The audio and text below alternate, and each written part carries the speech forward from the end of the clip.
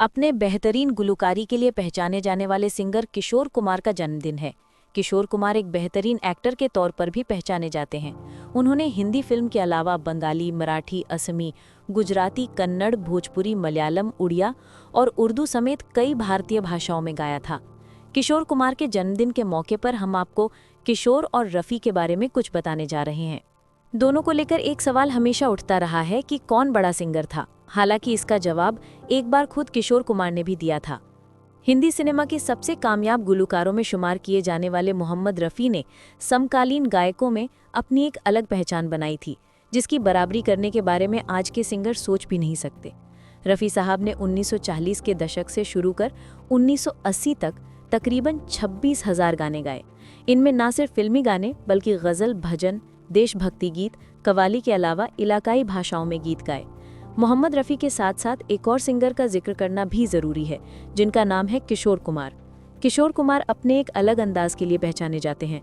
दोनों ने बहुत मकबूलियत भी हासिल की। यही वजह है कि कई बार ये भी आवाज़ उठी है कि मोहम्मद रफ़ी और किशोर कुमार में से कौन बड़ा सिंगर था। यूँ तो ये सवाल ही नहीं उठना चाहिए। अगर मोहम्मद रफ़ी साहब और किशोर कुमार से ये सवाल पूछा जाता तो यकीनन वो एक दूसरे को ही बड़ा बताते। दोनों ही हिंदी सिनेमा के दिग्गज गुलकार हैं और दोनों की आपस में तुलना करना ठीक भी नहीं। ये सवाल अब से नहीं बल्कि उनके दौर से ही शुरू हो गया था। मैगजीन्स में दोनों के बीच तुलना की जाने लगी थी, जिससे परेशान होकर किशोर कुमार ने मैगजीन को ही खत लिखकर कई सवाल पूछे थे। फिर भी कुछ चीज़ें हम आपको बताते हैं कि आखिर दोनों दिग्गजों में क्या क्या चीज़ें अलग थी। सबसे पहले तो ये बता दें कि मोहम्मद रफ़ी और किशोर कुमार का करियर लगभग साथ चल रहा था, लेकिन मोहम्मद रफ़ी एक ट्रेंड सिंगर थे जिन्होंने गायकी सीखी थी, लेकिन किशोर कुमार कुदरती सिंगर थे। एक खबर के मुताबिक दिग्गज गीतकार जावेद अख्तर ने कहा था कि मोहम्मद रफ़ी के ज़माने में 90% गाने वही गाया करते थे और उनके सिर्फ 10% गाने बाकी सिंगर्स के हाथ लगते थे। उन 10% गानों में किशोर कुमार का भी हिस्सा शामिल है। किशोर कुमार का दौर आर.डी. बर्मन के समय में शुरू हुआ था।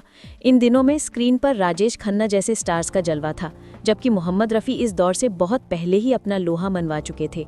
मोहम्मद रफ़ी एक बहुत छोटे से अरसे के लिए शीर्ष से नीचे आए थे। मतलब ये कि जब मोहम्मद रफ़ी ने गाया तो इंडस्ट्री पर राज किया था। सिर्फ एक छोटी सी अवधि के लिए रफ़ी कमज़ोर हुए थे। उसकी भी एक बड़ी वजह है। मोहम्मद रफ़ी को लेकर कहा जाता है कि वो अपने मजहब इस्लाम को लेकर काफ़ी संजीदा थे, इसलिए उन्होंने एक मुफ्ती के कहने पर गाना छोड़ दिया था। मोहम्मद रफ़ी ने सऊदी अरब जाकर हज का मुक़द्दस सफ़र भी किया था।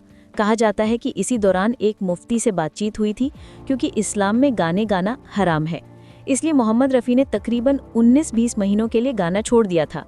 जिस समय रफ़ी ने गाना छोड़ा था उस वक्त तक उनका मुकाबला करने वाला कोई नहीं था।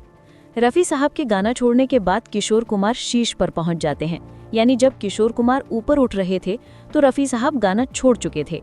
हालांकि एक लंबे अरसे के बाद रफ़ी